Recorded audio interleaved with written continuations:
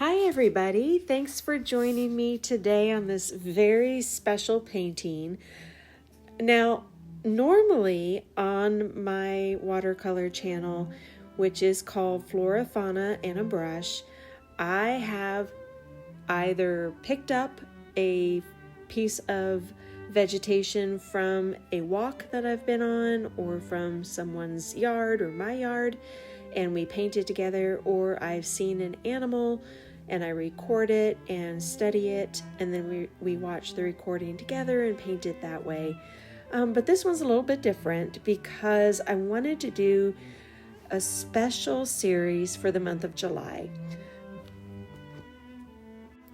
If you're new to watercolor, you may not be aware that July is World Watercolor Month.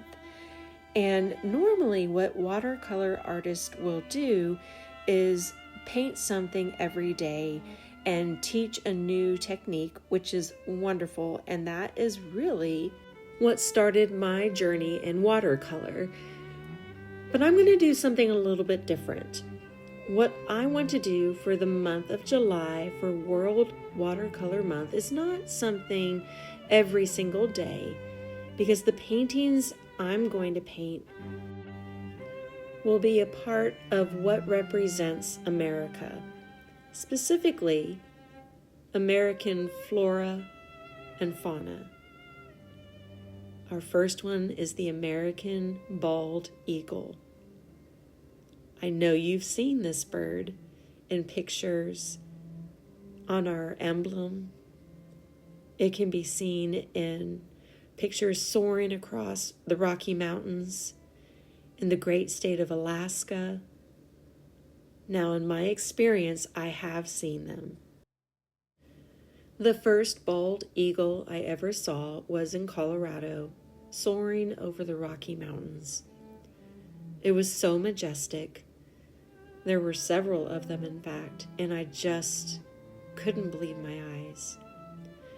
The second bald eagle I ever saw was on a trip coming home from Arizona, and it was in the state of Texas. The third one was in the state of Arkansas. So they are everywhere across our nation. But there's another sighting that happened right in my own backyard, well, across the street. Technically, I didn't see the bald eagle, but my daughter did. We were hiking a trail, and she happened to look up, and I was looking somewhere else, probably on the ground for some kind of flower. And she said, "Mom, it's an eagle." And by the time I looked up, it had swooped away so quickly. All I could see was it flapping a wing off in the distance through the trees. I couldn't believe my eyes, and I was so thrilled to hear that we had our very own bald eagle in our little town.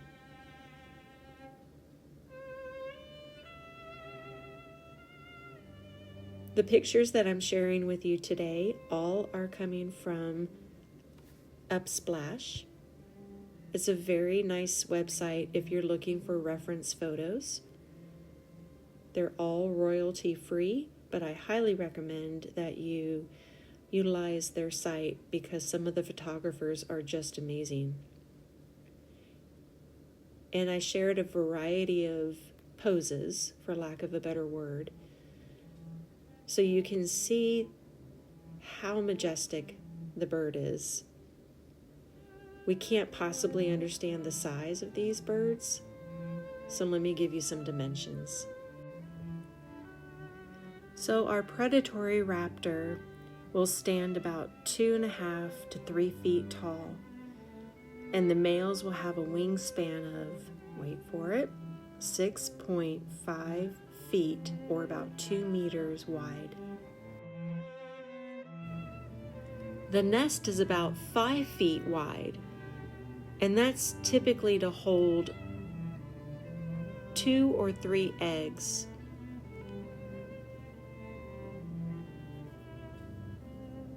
I would imagine the baby birds get pretty big quickly. Another fascinating fact about the nests: they will be used for generations to come, sometimes lasting 30 years.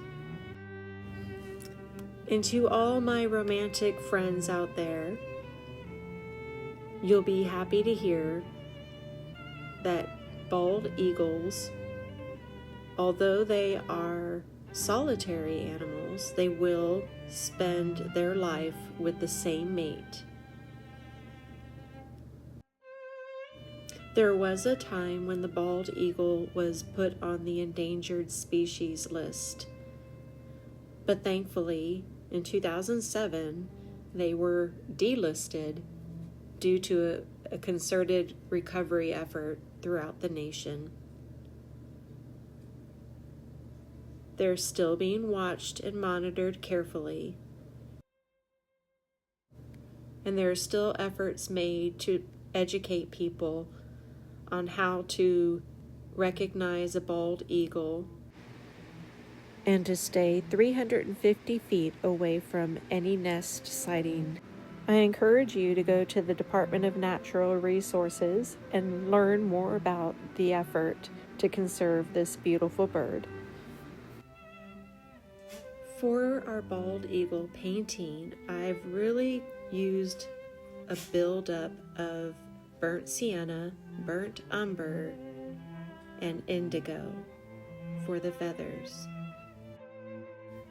I also used my number 6 cat's tongue, which really helped build up the layered feathers underneath the wing.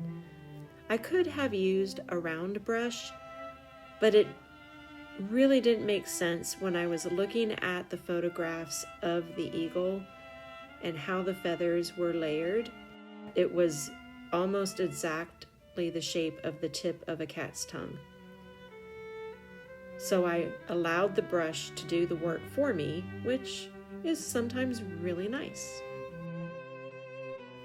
I used Payne's Gray for the talons and added a little bit of burnt sienna, and then on top of it for some shadowing I used a little bit more Payne's Gray. You can see that I have most of the tail completed.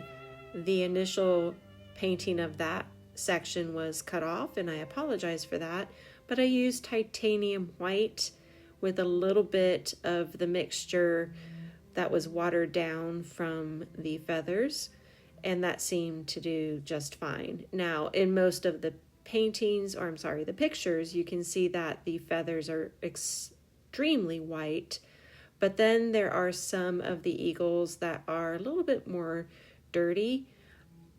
I don't know why some of the eagles are dirtier looking than others on their feathers. I do know that some of them have just taken a dip into the water to catch a fish, but what causes them to have dirtier feathers? It's a great question that we might need to look up.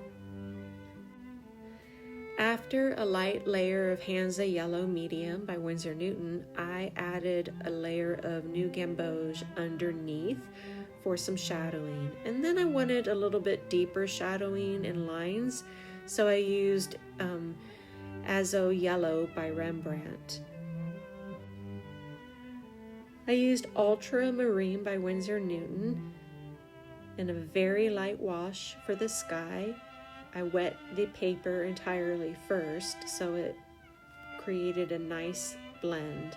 This is going to dry very lightly afterwards, but I didn't really want a dark, vivid blue because I do enjoy the animals when I paint them. I want them to stand out and not the environment behind them.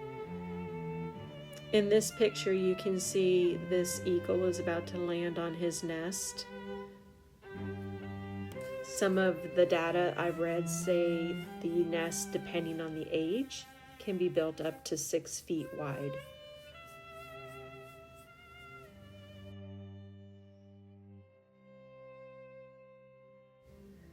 I hope you've enjoyed our painting today and that it encourages you to pick up a paintbrush during World Watercolor Month.